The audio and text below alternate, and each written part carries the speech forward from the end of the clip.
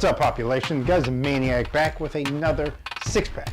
The Ides of March are upon us, and that marks the anniversary of the assassination of Julius Caesar. Now, what makes his assassination interesting was that it was not only plotted by his enemies within his own government, but also headed by his one-time friend, Brutus. Et tu, Brute? Am I using that right? So in honor of the Ides of March and friends turning on each other, decided to bring you a six-pack of some best good guy friends who ended up becoming mortal enemies.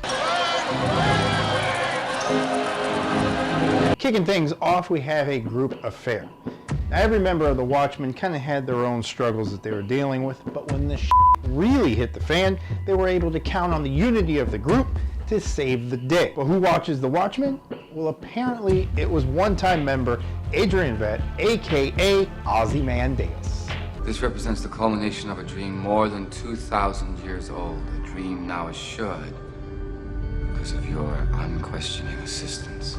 While on the trail of what is believed to be a serial killer knocking off masks, maybe someone's picking off costumed heroes, Rorschach uncovers a more devious plan with the help of Night Owl and the Silk Spectre.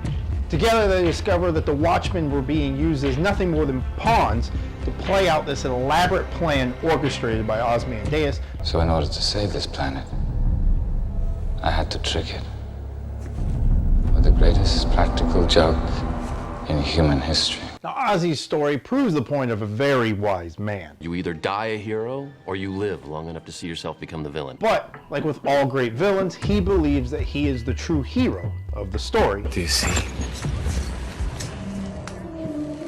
Two superpowers retreating from war. I've saved the Earth from hell. We both have. And that the end justifies the means. Any sacrifices made is for the better of the human race. Such an asshole. Now, speaking of illusions of grandeur, next up we have a new take on an old story. Smallville changes up the dynamic between Clark Kent and Lex Luthor, having them meet in high school. We got to see them grow together, hit puberty together, and become mortal enemies together. You're gonna join me.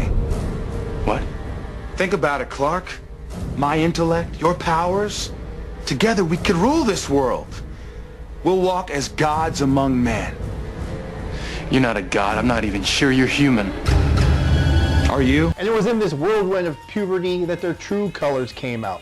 Clark Kent showed that he was inherently good, and Lex Luthor proved that even though he tried to be Clark Kent's friend, it was just written in the stars for him to be the villain.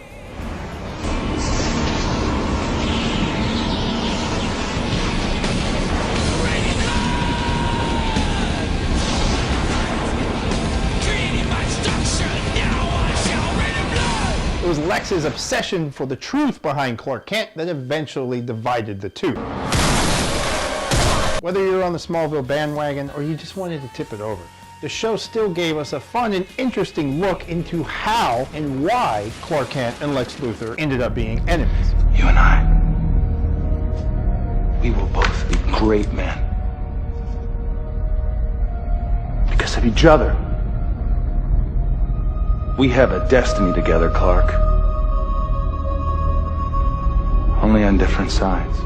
Staying on the topic of obsessions that broke friends apart, next up we have The Prestige. In The Prestige, we have Robert Angier and Alfred Borden, who were one-time magician cohorts who turned into mortal enemies after one of their tricks went terribly wrong. Angier's loss sent him spiraling down an obsession to not only destroy Borden professionally, but also personally, as their game of one-upsmanship turned deadly.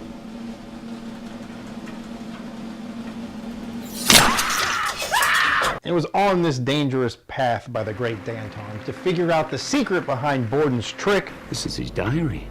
Olivia, all of his secrets are right here in my hands. It won't bring your wife back. I don't care about my wife, I care about his secret. That drove his obsession to the limits of science and madness.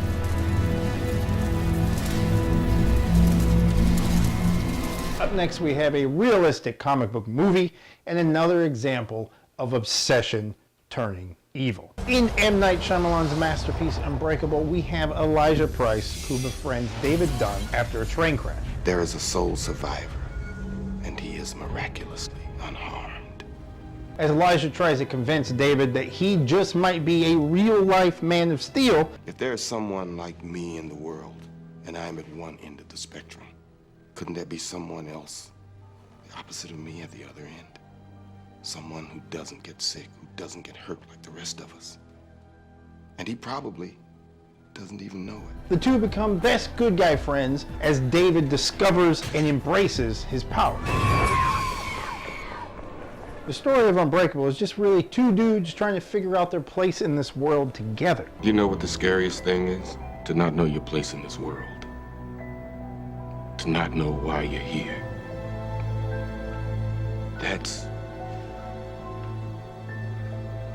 It's just an awful feeling. But the more they figure out, the more obvious it becomes that they are on opposite paths. Now that we know who you are,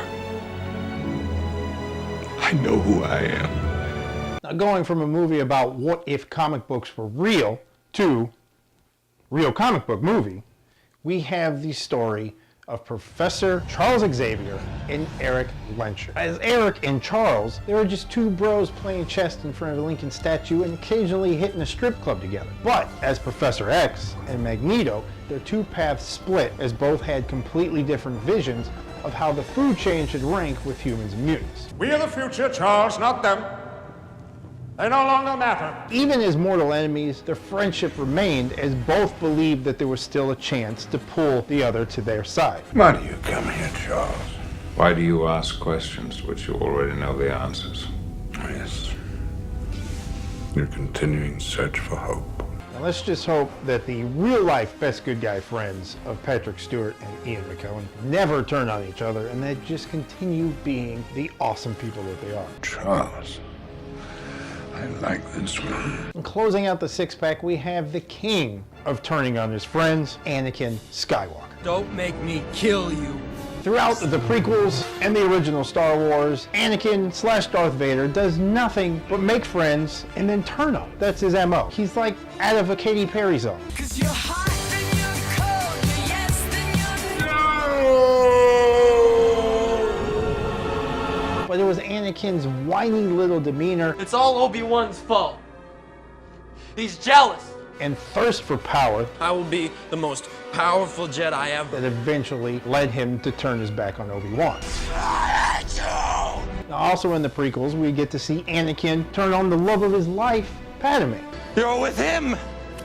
You brought him here to kill me. No! Which brings us to the originals, where Anakin, now Darth Vader, is best good guy friends with the Emperor, the Lord and King of the dark side. And Vader would prove again his consistency of being inconsistent as a friend as he turned his back on best bad guy friend, the Emperor, as he threw the motherfucker into the abyss. Now, even though Anakin was able to make penance for his wrongdoings from the past, it still doesn't change the fact that if you were Vader's friend, there's a good chance he's gonna f*** you over. This is the end for you, my master. And there you have it, population. A six-pack of best good guy friends turned mortal enemies as one decided to turn on the other. Honoring the Ides of March. R.I.P. Julius Caesar. But that's one hell of a way to go out. Subscribe to the Panels on Pages YouTube channel if you haven't already. Be sure to give us a nice big thumbs up if you dig the video. Check out the other videos on there, some good toy boxes, some past six packs, some good reviews, some sweet ass pop science, and all kinds of other sweet visual goodness for your eyeballs. Be sure to check out PanelsOnPages.com. We do have a main site for all your daily nerdy goodness. And stay tuned as more videos shall be coming your way.